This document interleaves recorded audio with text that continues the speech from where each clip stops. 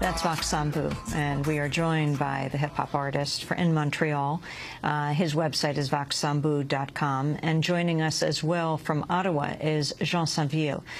He is a Haitian writer and activist. His website is godisnotwhite.com. Let's begin with Vox Sambu. You're just back from Haiti. Describe what's happening there and outside of Port-au-Prince as well, where you come from. Good morning. When I first arrived in Haiti, I was so shocked. First of all, at the airport, it was like completely chaotic. I spent like several hours just before receiving my bag, and took a little plane, go to Cap Haitien. And first thing I saw, it was extremely crowded. You can tell there's a lot more people in the city. It takes me like an hour and 15 minutes just to go to my hometown, Lembe, which is like 27 kilometers. The roads are extremely bad. And once I arrive in Lembe, you see so many young kids on the street, like begging for money, begging for food, and older also. And they become a bit more very frustrated when they pass in front of the house asking for food, asking my mom. When my mom decides to say, okay, we don't have right now, people, they get a bit more aggressive because there's no, the government haven't reached the people at all. There's a sense of frustration. Just a few weeks just before I arrived in Haiti, the people of Rembe, they have burned the only tribunal that is there, and then a government office. And they were very frustrated because there's no information. They've been waiting for forever.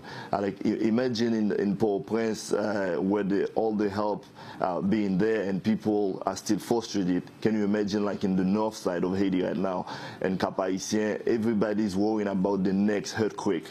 That's the sense of the people I speak with. They feel that the earthquake going to hit Cap Haitien, they don't feel prepared. There's no measure of prevention. If you're looking at Barrière Bouteille and the entrance of Cap Haitien, you're looking at Nabanan and the mountain, you see all the houses there, they're super crowded, and you feel like if you just punch it with your hand, it's going to fall. So there's a lot of frustration on the ground.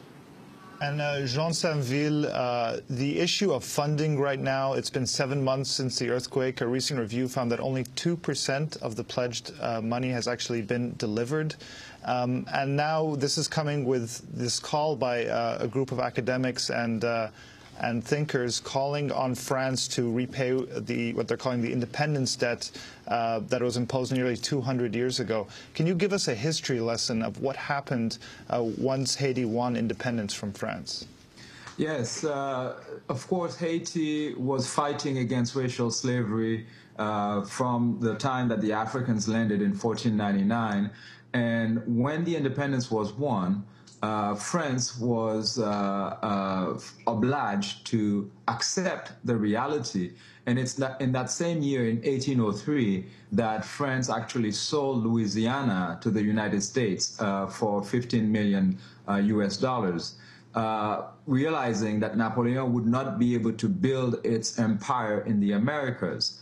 So that condition, the condition of the wars that were taking place in Europe at the time, made it difficult for France to continue that war. But in 1825, the war between Britain and France ended, and so they ganged up on Haiti, and the French government arrived with 15 warships and demanded that the Haitians pay them reparations for the loss of property. That is my great-grandparents. And they estimated that it was 150 million francs, which was at the time the annual budget of France.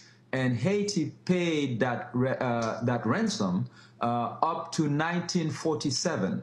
And in order to do that, they had to close public schools, cut most of our forests in order to generate revenue to send that money to France. So for the longest time, 1 out of 8 French person lived off this money that Haiti was providing to the French budget directly.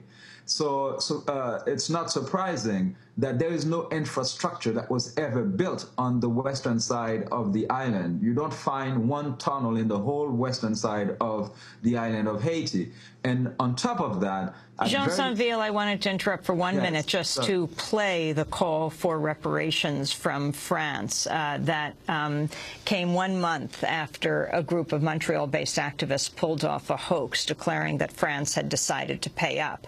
In a video falsely attributed to the French Foreign Ministry, an actor posing as a French government spokesperson said Haiti would be giving back the billions of dollars that France took. France is repaying the historic debt of 90 million gold francs Haiti paid to France following the former's independence at the dawn of the 19th century.